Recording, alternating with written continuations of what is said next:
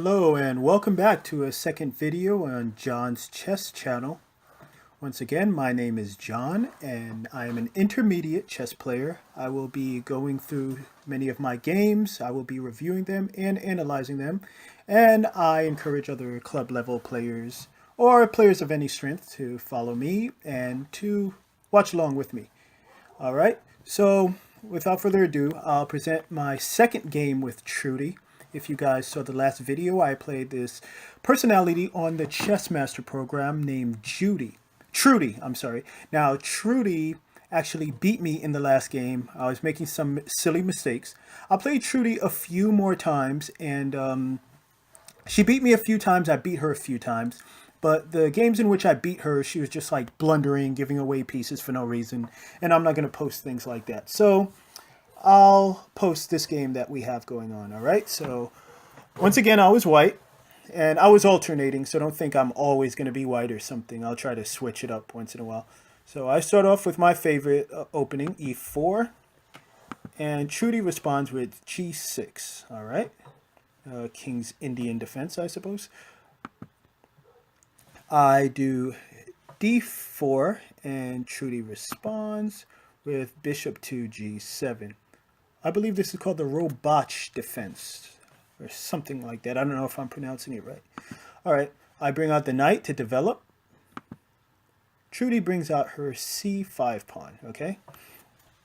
And I'm not in the mood to play any gambits or anything like that. I'm just going to go ahead and take. Okay, it's free, at least for now it's free, so I'm going to take it. Trudy brings out her queen and forks me. Okay, I guess that wasn't free. And then I bring out my bishop.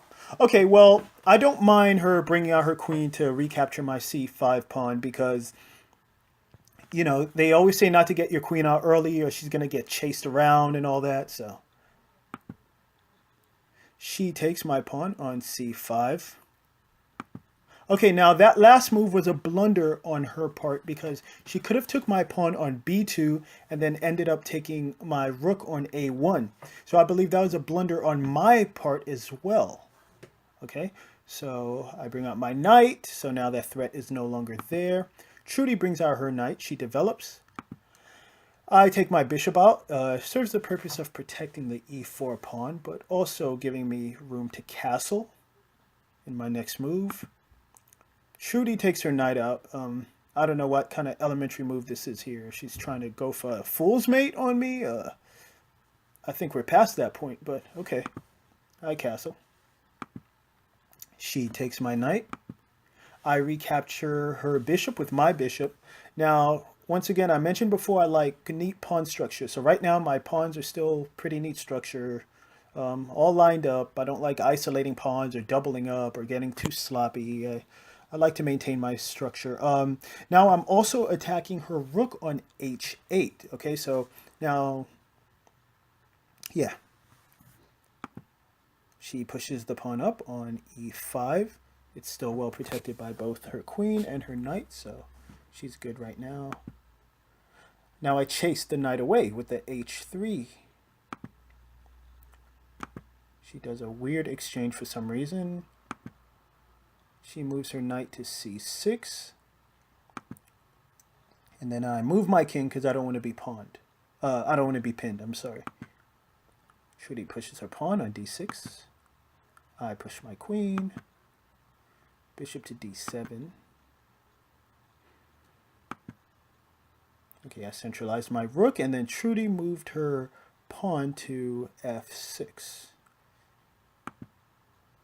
Okay, now I'm trying to force a trade. Okay, so as many of you guys know, I don't know the level of people who are going to be watching this. So, I mean, obviously, people who are at least intermediate know when you're up in material, you just want to trade. You want to trade so that the value of each piece sort of increases as there's less piece on the board. All right. So she pushes her pawn to b6. Okay, so I'm fine with that. I forced the trade. So now the importance of that extra piece I have is going to be more apparent. She takes my queen. I move my bishop to c4. I'm trying to prevent her from doing a kingside castle because you can't castle through check. She still has a queenside castle at her disposal though. Capture. Okay, now I captured with the bishop the last move because it's going to look like a closed game. I don't want a bishop with nowhere to go with all the pawns blocking it up. At least a knight, you know, and knights are better in closed games where pawns are blocking up the board, and bishops are better in open games with open diagonals. So she recaptured, and then I move my bishop now over to d5. Okay, now Trudy moves the rook, and now she can no longer castle on the queen side either. All right, my rook to c1. She moves back to d8.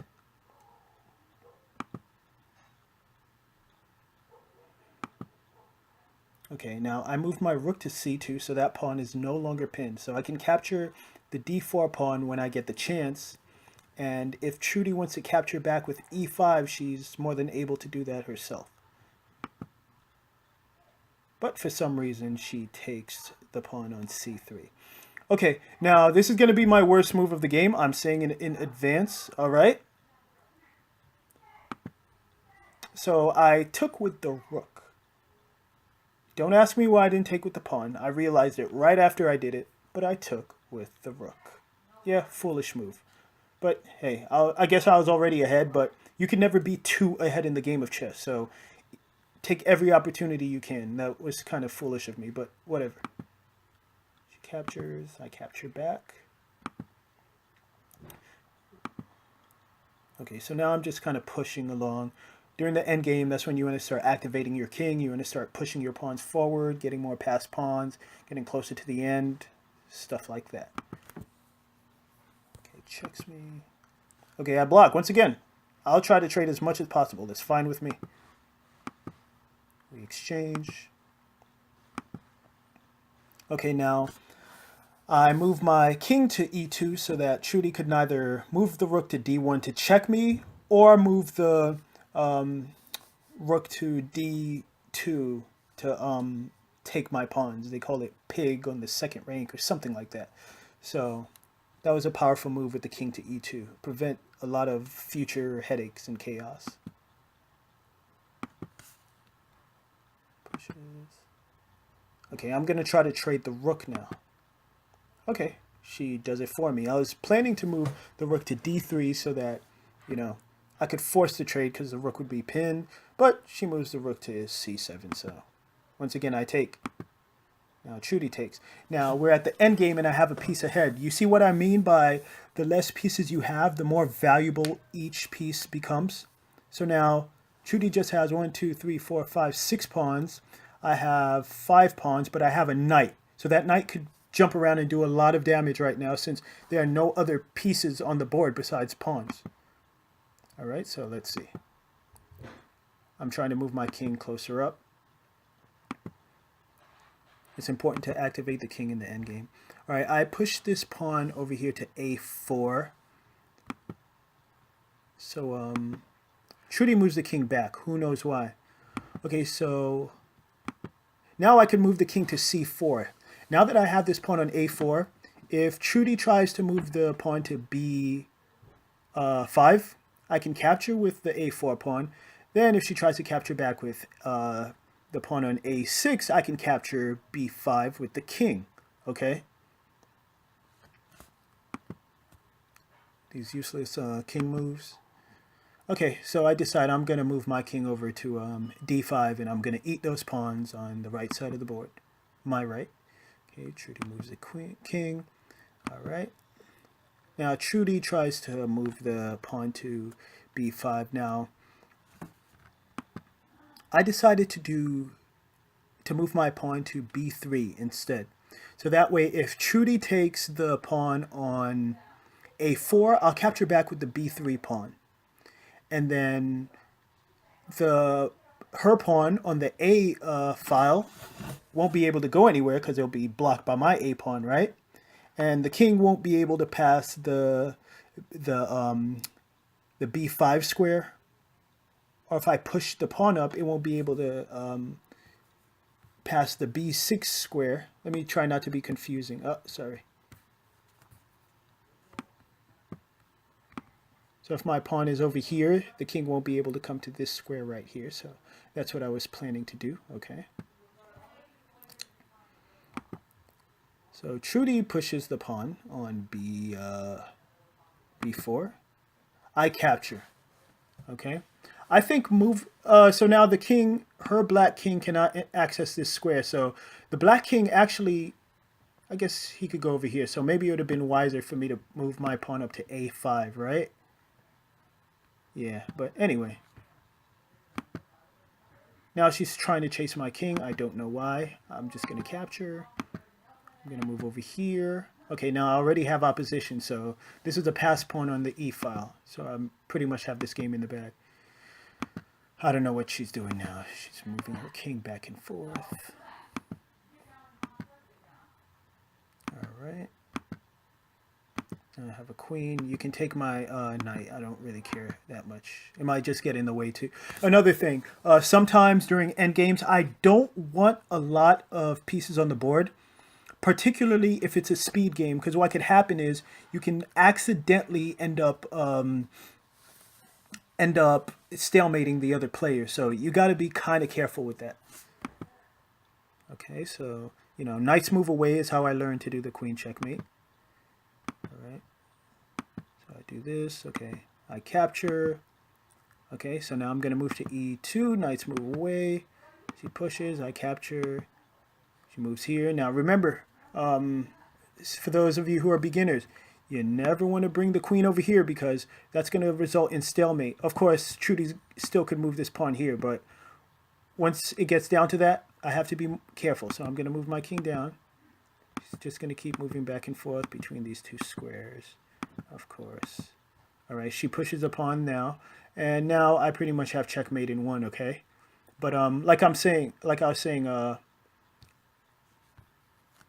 you don't want to move the queen over here when they have no other moves, okay? All right, because that'll be stalemate. Okay, so then I move over to g2, and that is checkmate, and that is my second game against Trudy, and I beat her, and I'm looking forward to moving up to the next opponent on this program. Once again, this is John.